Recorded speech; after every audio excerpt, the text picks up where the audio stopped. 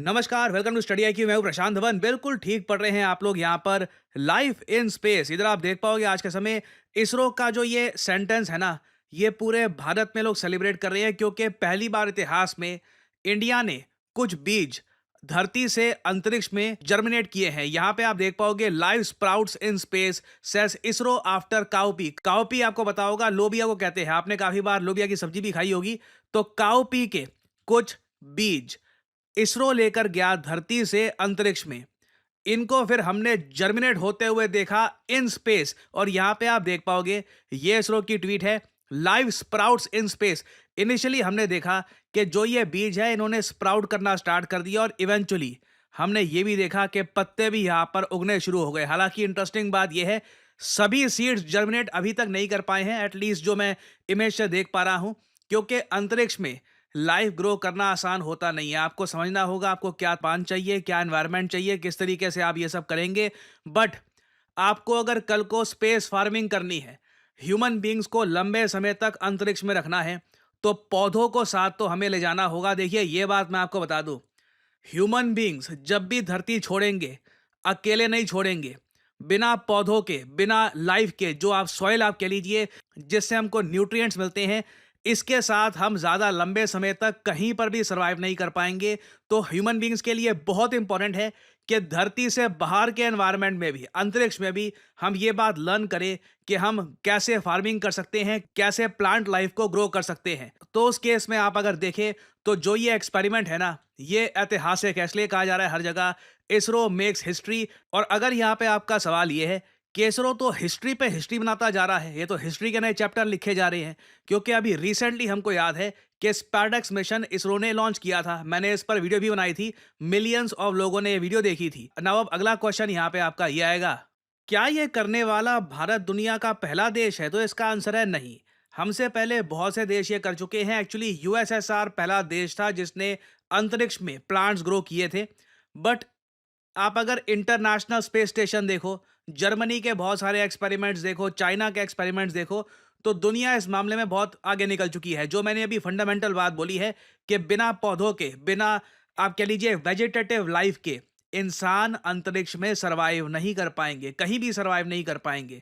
हम जहां भी जाएंगे हमारी टेक्नोलॉजी वगैरह वो सब तो जाएगी, मगर ये जो हरे पत्ते हैं ये भी साथ होने चाहिए अगर लंबे समय तक लाइफ को सस्टेन करना है। तो इसलिए इंटरनेशनल स्पेस स्टेशन में और वेरियस और स्पेस के एक्सपेरिमेंट्स में हमने ऐसे दृश्य देखे हैं। यहाँ पे आप देख पाओगे, ये इंटरनेशनल स्पेस स्टेशन का दृश्य है।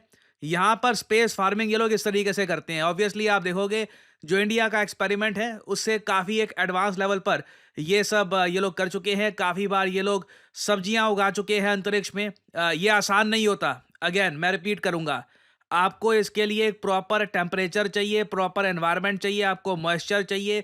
ये सब चीज़ें स्पेस में रेडिली अवेलेबल होती नहीं हैं। तो यहाँ पर भी आप देख पाओगे इंटरनेशनल स्पेस स्टेशन के अंदर इन्होंने स्पेशल चेम्बर बना रखा है, वहीं पर ये वेजिटेबल्स ग्रो कर पाए हैं। अगर रैंडमली कहीं पर भी इन्होंने ट्राई किया ग्रो करने का, it will not work. There is a reason human beings को बहुत लंबे समय तक वेट करना पड़ा स्पेस प्लांट हैबिटेट को बनाने में। तो अभी हमें भी टाइम लगेगा ये टेक्नोलॉजी समझने में कि मास स्केल पर कैसे वेजिटेबल्स हम ग्रो कर सकते हैं इन स्पेस। और आप एक सवाल पूछोगे, अगर हम अंतरिक्ष में ग्रो कर सकते हैं प्लांट्स, तो कल को तो मून पर, मार्स पे, हर जगह हम उगा सकते हैं ये सब चीजें? नहीं, बहुत मुश्किल है। अगेन आपको एक बात बताता हूं, 2019 में ना ये आर्टिकल पब्लिश हुआ था।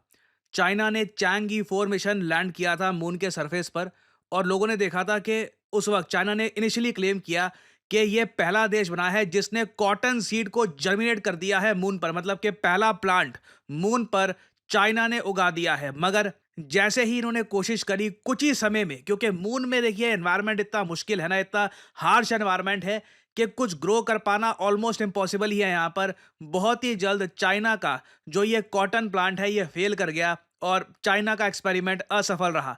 बट ह्यूमन बींग्स कोशिश करते रहेंगे अंतरिक्ष में, मून पर, मार्स पर, हर जगह वेजिटेशन ग्रो करने की पूरी कोशिश करेंगे। क्योंकि अगर जेन्युइनली ह्यूमन बींग्स को एक इंटर प्लानिटरी स्पीसीज बनना है कि हमारा बेस सिर्फ एक प्लैनेट पे ना हो, हम कई प्लैनेट्स पर हो, तो उसके लिए ये जो टेक्नोलॉजी है ना, इसे परफेक्ट करना बहुत ही इंपॉर्टेंट होगा। अब यहाँ पे आप एक अगला सवाल ये पूछ सकते हैं कि मगर इसरो ने ये वाला एक्सपेरिमेंट लॉन्च किया कैसे? अभी तो हम स्पैडेक्स मिशन के बारे में पढ़ रहे थे, तो ये सब कब हो गया? समझाता हूँ आपको, सब कुछ हो जाएगा क्रिस्टल क्लियर। नाउ इधर आप देख पाओगे, ये है इसरो का पीएसएलवी रॉकेट। नाउ इस रॉकेट की 4 स्टेजेस हैं। ये रॉकेट हमने 30 दिसंबर को लॉन्च किया था।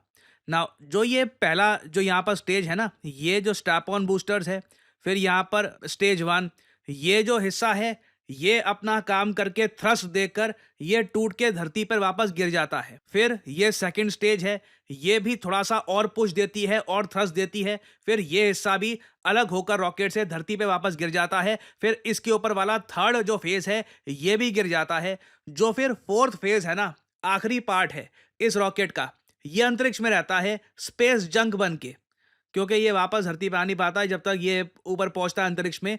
इट इज़ सो हाई कि इसको धरती में वापस आने में बहुत टाइम लगेगा। नाउ यूजुअली क्या होता है कि हम जो ये ऊपर वाला पार्ट है, लास्ट पार्ट, इसको अंतरिक्ष में छोड़ देते हैं और इवेंचुअली कुछ सालों बाद ये धरती पे आके किसी ओशन में क्रैश कर जाता है। मगर इस पर्टिकुलर केस में हमने क्या किया कि ये जो आखिरी पार्ट है ना, यहाँ पर एक आप कह लीजिए इसरो की एक लेबोरेटरी बना दी जो स्पेस में रहेगी, जिसमें बहुत सारे एक्सपेरिमेंट्स होंगे। और इस एक्सपेरिमेंटल एरिया मॉड्यूल को नाम दिया है POEM, पोएम फॉर मिशन। इसमें बहुत सारे एक्सपेरिमेंट्स हैं, यहाँ पे आप देख पाओगे। ये सारे एक्सपेरिमेंट्स हम अंतरिक्ष में लेकर गए हैं। ये सभी एक्सपेरिमेंट्स अपने अपने तरीके से साइंस एंड टेक्नोलॉजी को एडवांस करने की कोशिश कर रहे हैं, बट जो सबसे इंटरेस्टिंग एक्सपेरिमेंट जिस पर सबकी नज़र थी, वो था बायोलॉजी का एक्सपेरिमेंट, कि क्या हम यहाँ पर लोबिया के जो बीज हैं इनको जर्मिनेट कर पाएंगे इन स्पेस। कई कंट्रीज ये कर चुके हैं। इसरो भी काफ़ी हद तक कॉन्फिडेंट था, और जो रिजल्ट सामने आया है, दिस इज वेरी पॉजिटिव। और अगर हम बात करें इस मिशन के स्पेसिफिक नाम की, जो ये हमने जो सीड्स हैं जर्मिनेट किए हैं, लाइफ उगाई है अंतरिक्ष में, ये पहली बात तो मिशन है VSSC का, विक्रम साराभाई स्पेस सेंटर का। और इस एक्सपेरिमेंट का नाम है क्रॉप्स। क्रॉप्स की फुल फॉर्म है compact research module for orbital plant studies. इसके अंडर देखिए हमने कोशिश करी है कि जो एनवायरनमेंट धरती पे होता है सीड्स के जर्मिनेट करने के लिए, लाइफ को ग्रो करने के लिए, वही एनवायरनमेंट हम अंतरिक्ष में क्रिएट करें। यहाँ पे आप देख पाओगे, the experiment plans to grow 8 cowpea seeds in a close box environment with active thermal control. यहाँ पे टेम्परेचर हमने कंट्रोल करने की कोशिश करी है। Passive measurements including camera imaging, oxygen के लेवल्स, CO2 के लेवल्स यहाँ पर कितने होंगे, रिलेटिव ह्यूमिडिटी कितनी होगी, सॉइल मॉइस्चर कितना होगा, ये सारी चीज़ें हमने करी है मॉनिटर, ताकि हम समझ पाएं कि आखिर स्पेस में कल को वेजिटेशन लार्ज स्केल पर ग्रो करनी है तो उसके लिए किन किन चीज़ों की आवश्यकता होगी। और अभी तो ये पहला एक्सपेरिमेंट है। जिस तरीके से इंटरनेशनल स्पेस स्टेशन राडिश ग्रो कर रहा था ना अंतरिक्ष में, आप देखोगे इसरो भी बहुत ही बड़े स्केल पर फार्मिंग स्टार्ट करेगा अंतरिक्ष में। ये हमें करना ही होगा। ये ऐसा नहीं है कि ऑप्शनल है कि आप करो ना करो। आप अंतरिक्ष में चिप्स का पैकेट कब तक खाते रहोगे? Eventually you need something sustainable. Human beings को एग्रीकल्चर करना सीखना होगा इन स्पेस। तो अब यहाँ पे आप लोग समझ गए होंगे कि इस एक्सपेरिमेंट को इतना ऐतिहासिक क्यों कहा जा रहा है। Why is it so special? Finally आपसे यहाँ पे मैं एक सवाल पूछूंगा। बाय द वे, अगर आपने चैनल को सब्सक्राइब नहीं किया है, सब्सक्राइब टू करियर 247। बहुत ही जल्द हम यहाँ पे मिलियन सब्सक्राइबर्स करने की कोशिश करेंगे ना। यहाँ पे क्वेश्चन है कि USA के प्रेसिडेंट ने रिसेंटली अवार्ड किया है अपने देश का highest civilian honour, the presidential medal of freedom, किस फेमस फुटबॉलर को? ये है यहाँ पे आपकी ऑप्शन: क्रिस्टियानो रोनाल्डो, कॉम्प्लीमेंट्री सू, लियोनेल मेसी, जिडान, या फिर वेन रूनी। बताइए किस फुटबॉलर को मिला है USA का highest civilian honour? Comment section में करिए उत्तर। जो लोग देंगे सही आंसर, उनकी कमेंट को मैं दे दूंगा हार्ट, ताकि बाकी लोग समझ पाएं कि सही उत्तर क्या है। और फाइनली आप लोगों के लिए एक बहुत ही इंपॉर्टेंट मैसेज। अगर आप सोशल मीडिया पर मुझसे जुड़ना चाहते हैं ताकि मेरी वीडियो शॉर्ट्स की नोटिफिकेशन सबसे पहले आपको मिले, तो इसका बेस्ट तरीका है मुझसे जुड़िए टेलीग्राम और इंस्टाग्राम पे। मैं x.com ट्विटर पे नहीं हूँ, मेरा कोई अकाउंट नहीं है वहाँ पर। और यहाँ पे आप देख पाओगे वीडियो के कमेंट सेक्शन में पिंड आपको मिल जाएगा जॉइन प्रशांत धवन सर्स टेलीग्राम चैनल। यहाँ पे आप करोगे क्लिक तो आपके सामने ये लिंक आ जाएगा। अगर आप मोबाइल फोन पे हैं तो आराम से टेलीग्राम ऐप ओपन हो जाएगी और यहाँ पे आप मेरा जो टेलीग्राम चैनल है ये कर सकते हैं ज्वाइन। ऑलरेडी यहाँ पर 1,60,000 से ऊपर लोगों ने ज्वाइन कर रखा है।